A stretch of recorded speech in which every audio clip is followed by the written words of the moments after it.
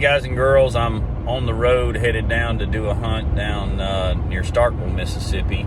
Never been to this place before. There's someone that called me and asked me if I'd like to come hunt on a place that they say is set up great for rabbits. I hope it is. I'd love to have a good hunt. Hadn't had one yet this year, so hoping that it'll have a change for the better, but you just got to keep on trying. But I thought I'd go on here and just make a quick little video. Hopefully it won't be too terribly long about, been talking about different history of beagles on fire and different things. So I thought I'd tell you the story about the first time I went to buy dogs from someone else after I had initially got those 7 dogs all from Larry. Like I told you, I was green. I thought if you said you had a rabbit dog, it wouldn't run deer. You hit a tone button and it'll come to you. So I'd never had any experience with what we call dog jockeys, or guys that are not always straight up. So this has been years ago. This is back when you still could look in the ads, classifieds in the Sunday paper. So Snowball had passed away. She didn't last real long, just I think into the second season maybe, and she passed away. She had liver failure, kidney failure. So anyhow, I looked in the paper and I saw a guy that said he had some dogs for sale. So he wasn't real far away. So I thought, well, I'll go give him a try. So I called him and found out he was a retired Pentecostal preacher. When I got to his place, which I drove probably 20-something miles from my house to get to his place, and it was a lot of dilapidated kennels and not great conditions. I'd never seen anything like that, but I thought, man, this is kind of rough looking.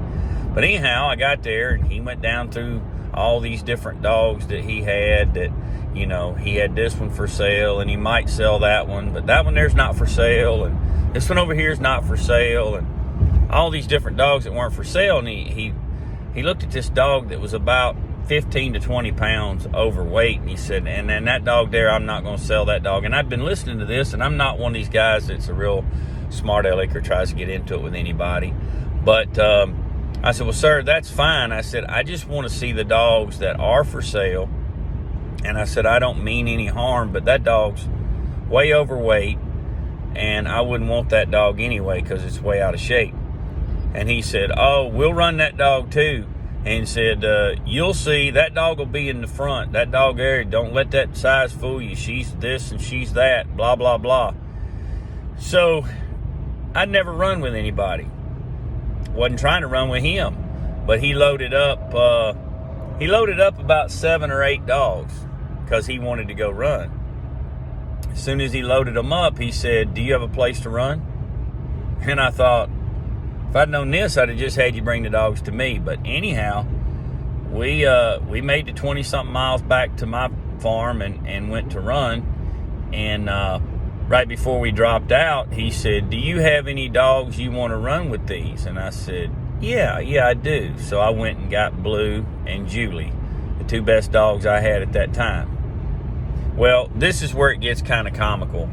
And this is kind of what I want to dwell on today, because what he said to me was, he said, now look, I don't know if your dogs can keep up with these or not, but I'm going to tell you how this is going to go down. This dog here is going to jump it. This dog here is going to be in the front. And, you know, these dogs here are going to do such and such and all this different stuff. Now, I don't know what your dogs are going to do with these. And in a way, he was already kind of stating his dogs were better than what I was going to put on the ground without saying it. Which I never run with anybody, and all I said was, well, I guess we'll find out. I don't know, because I'd never run with anybody. And I'm not a guy that's out for competition trying to, you know, tell everybody my dog's going to outdo yours and this and that. But it was comical how this went down. So the guy was in his 70s, and he reached in his truck to get a gun. And I said, you can put your gun back up. I said, I'm not shooting any rabbits over here. We're just going to look at these dogs run. So I grabbed my 2 dogs and we let them out. Well, we put them on the ground, and wouldn't you know it, Julie jumped it, and here they go. He said, what dog was that? I said, that's Julie. He said, oh, okay. So here they come across the lane. Julie and Blue were the number 1 and number 2 dog when they crossed the lane. Every time they went into a check, Julie or Blue got the check, and they just put on a show. And of course, as I expected, the overweight dog that was supposed to be the front runner and all that, after about 15 minutes, that dog was sucking wind and was way behind the rest of the dogs. And so anyhow, he did have a couple of dogs there that were pretty good. That you know, I ended up getting a couple of those. They didn't stay with me for a long time, but I did end up getting those two. And but the funny thing about it was he was going to tell me how everything was going to go. And as my dogs started doing what they were doing, he looked at me and he said, "That's your dog too?" I said, "Yes, that's Blue. That's Julie. I apologize. I've got the GPS going in the background. It may be picking that up a little bit." But anyhow, he said, hey, that's your dog. I said, "Yes." And he started looking at me without saying anything. The body language that he was displaying to me was, "Hey, I like those 2 dogs." And I just told him, I said, "There's no need for you to fall in love with them dogs or to look at them dogs. I'm not selling mine." And so what I just wanted to glean from that is this. You know, I didn't have any idea what the guy had. So, you know, I'm not bragging on me, but I didn't have any idea what the guy had. And I just kept my mouth shut, put the dogs on the ground, and let them do the talking. And he was the one that was kind of running his mouth on how everything was going to go, and this is what it's going to be and what it's not going to be.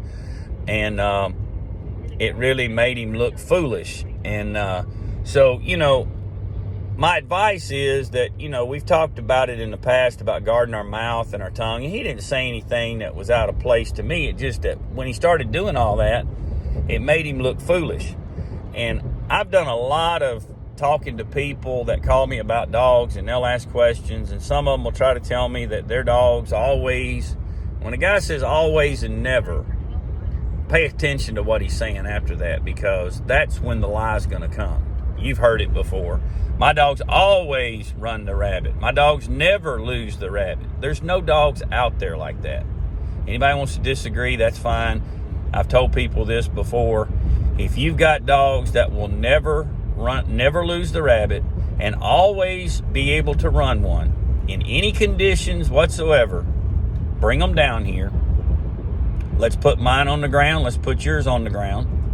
I'm not trying to challenge anybody. I just know what the truth is. Make sure you charge your camera up, your phone. Make sure it's fully charged. And then I want you to video your dogs running and my dog's not doing nothing. And I want you to put it all over Facebook, all over the internet about how sorry my dogs are and that I'm a liar about my dogs or whatever. I don't say that with a challenge or bragging or anything. I just know that there's no dog out there that can smell every single day and do everything just perfect every time out. It's not going to happen, guys. There's no perfect dog, and things change from time to time.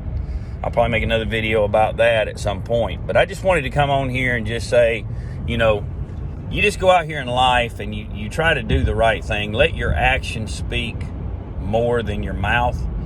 And let people see, because we got a lot of people running around and they're flapping their yap about what they can do in life. They're flapping their yap about how great they are. They're flapping their yap about their dogs.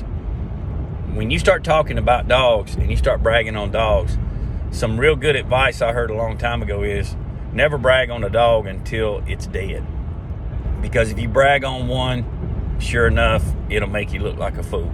I've had dogs that I knew were great that went out and absolutely look like morons on certain days. Some days your pack will look like it's worth 50 cents for the whole pack, and other days they may look like that there's no price you'd want to put on them because they're doing so good. But that's just dogs, and you know, they say every dog has his day. And with us, we struggle, and sometimes we stumble and we fall, but you know, just stay consistent as you can stay. And remember, let your actions speak louder than your words, because people see that And the consistent people are the ones that people follow, and not the guys that are constantly flapping their yap, because when they flap their yap, there's always something somebody can find fault with. So nothing wrong with bragging on your dogs and being proud of them. I'm proud of my dogs, but they don't always, I'm not going to tell you they're always going to go out and do what they need to. I hope today that they will. And you know, that's probably the way we need to look at ourselves. We can't get hung up on ourselves and brag about ourselves. We can hope that today we're going to do the right thing, and we can strive to do that, but we are humans and we're going to fail. So I encourage you, just live your life and walk the walk, and walk the walk more than you try to talk the talk. That's my only advice today. So I hope everybody has a great day.